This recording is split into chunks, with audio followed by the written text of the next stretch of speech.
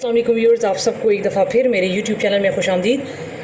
Viewers, बहुत सारे लोगों ने कहा कि आप क्लास 8 जो है 6.4 हमें करवाएं।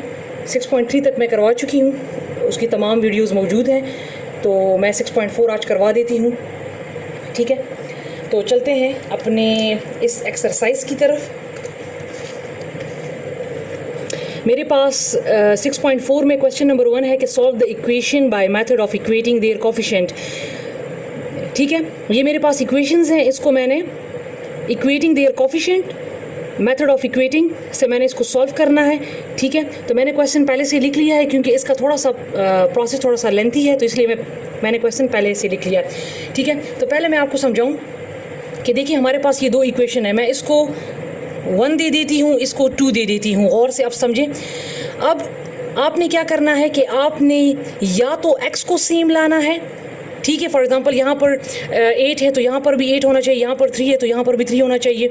ठीक है, या आप y को सेम लाएं। एट अ टाइम दोनों को सेम नहीं ला सकते, या आप x वेरिएबल के दोनों कोफिशिएंट, ये दोनों कोफिशिएंट है, 3 2 कोफिशिएंट है, इसमें 4 कोफिशिएंट है, इसके साथ कुछ भी नहीं है तो मीन इसके साथ 1 है। ठीक है, तो ये कोफिशिएंट है, इनको आपने सेम लाना है। अब आप देखें, आप ऐसा भी कर सकते हैं कि इन दोनों को सेम लाने के लिए आप फर्स्ट वाली इक्वेशन को 2 से मल्टीप्लाई कर दें तो ये 6 हो जाएगा, और सेकंड वाले को 3 से मल्टीप्लाई कर दें तो ये 6 हो जाएगा। या आप x को सेम ले आएँ, और अगर नहीं तो आप इस y वाले को सेम ले आए। अब देखिए यहाँ पर 4y है लेकिन यहाँ पर कुछ भी नहीं है, तो आपके पास जब भी वेरिएबल सिंगल होगा, y इज़ वेरिएबल, जब भी आपके पास ये वेरिएबल सिंगल होगा तो आप अपनी आसानी के लिए ऐसा कर लें कि यहाँ पर y के साथ क्या है, 4 है, तो लिहाजा मैं इस सेकंड वाले इक्वेशन को 4 से मल्टीप्लाई कर दूंगी तो मेरे पास y के जो कोफिशिएंट है वो सेम आ जाएंगे। ठीक है, मैं सिर्फ सेकंड वाले को करूँगी। ठीक है, तो चलते हैं अपने क्वेश्चन को सॉल्व करने की तरफ। तो आप क्या करें, आप इसको लिखें कि multiply equation 2 by 4 on both sides. ठीक है, तो मैं इस सेकंड वाली इक्वेशन को क्या करूंगी, 4 से मल्टीप्लाई कर दूंगी, तो 4 2 time 8x minus 4y time 4y is equal to 4 3 time 12। मैंने ये सॉल्व कर दिया। ठीक है, इसको मैं दे दूंगी इक्वेशन 3। अब आप देख सकते हैं कि ये भी 4y हो गया, ये भी 4y हो गया।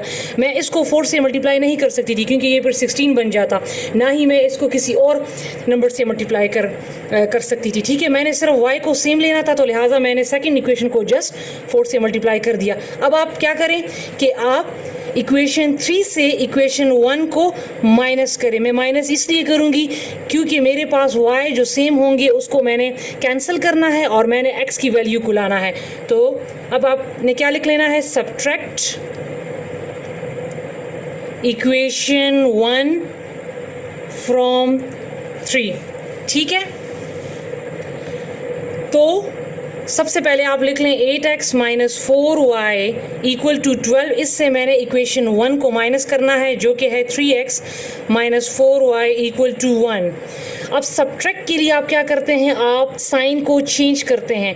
यहाँ पर अगर कुछ नहीं है तो मीन्स यहाँ पर प्लस है, तो मैं यहाँ पर इसका साइन चेंज कर लूँगी माइनस। ये माइनस है तो यहाँ पर हो जाएगा प्लस। यहाँ पर भी कुछ नहीं है तो मीन यहाँ पर प्लस है ऑलरेडी इसकी तरह, तो यहाँ पर भी हो जाएगा माइनस। सब्ट्रैक्शन में हम साइन को चेंज करते हैं जबकि एडिशन में हम साइन को चेंज नहीं करते। इसको अब आप सब्ट्रैक्ट कर लें तो 8 में से 3 गया 5x, ये एक प्लस है और ये एक माइनस है। तो जब भी हमारे पास एक प्लस होता है एक माइनस होता है और यहाँ पर रकम सेम होती है तो उसको हम कैंसिल कर लेते हैं। ठीक है, तो यहाँ पर हो गया 0। ठीक है, इसको हम लिखते ही नहीं है। इक्वल टू 12 में से 1 गया तो आ गया 11। अब आपने क्या कर लेना है, हमने इससे x की वैल्यू फाइंड करनी है, तो आप 5x को यहाँ पर भी डिवाइड कर दें और 5 को यहाँ पर भी डिवाइड कर दें, सिर्फ 5 को डिवाइड कर दें। ठीक है, तो 5 से कैंसिल हो गया तो मेरे पास वैल्यू x की वैल्यू आ गई, x इक्वल टू 11/5। अब मेरे पास x की वैल्यू तो आ गई, अब मैंने y की वैल्यू को भी फाइंड करना है। तो मैं क्या करूँगी कि मैं x की वैल्यू को या तो इक्वेशन 1 ये आप पे डिपेंड करता है, या आप उसको इक्वेशन 1 में पुट करें या आप इक्वेशन 2 में पुट करें, तो आप उससे y की वैल्यू को ले आएं, ठीक है। तो मैं क्या करूँगी कि अब इन दोनों इक्वेशन में से किसी भी एक में से वैल्यू को पुट कर लूँगी। तो मैं पुट कर लेती हूँ x की वैल्यू को इक्वेशन 2 में, ठीक है। Put value of x in equation 2, ये 2 है, ठीक है। तो ये मेरे पास है 2x minus y equal to 3। मेरे पास x की जो वैल्यू आई है वो आई है 11/5 minus y and 3 as it is.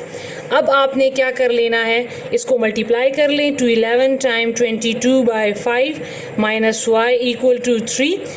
अब ये जो फ्रैक्शन 22/5 है, इसको मैं दूसरी साइड पर ले जाऊंगी क्योंकि मैंने y की वैल्यू फाइंड करनी है।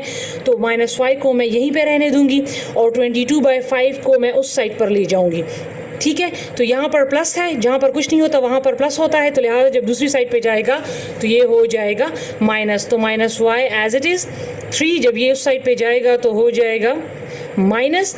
अब यहाँ पर कुछ नहीं है तो मीन यहाँ पर 1 है, अब इसके दरमियान में माइनस है। तो जब भी फ्रैक्शंस के दरमियान माइनस या प्लस होता है तो हम क्या करते हैं, हम उसका एलसीएम लेते हैं।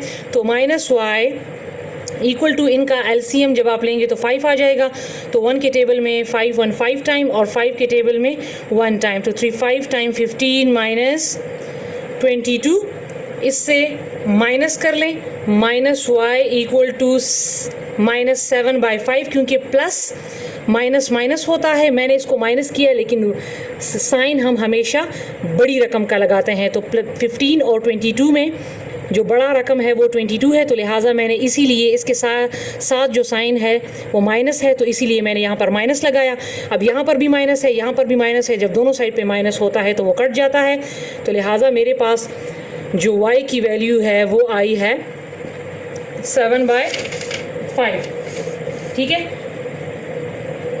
तो अब आप इसको लिख सकते हैं कि x की वैल्यू 11/5 और y की वैल्यू 7/5, ये आपके पास वैल्यूज़ आ गई हैं।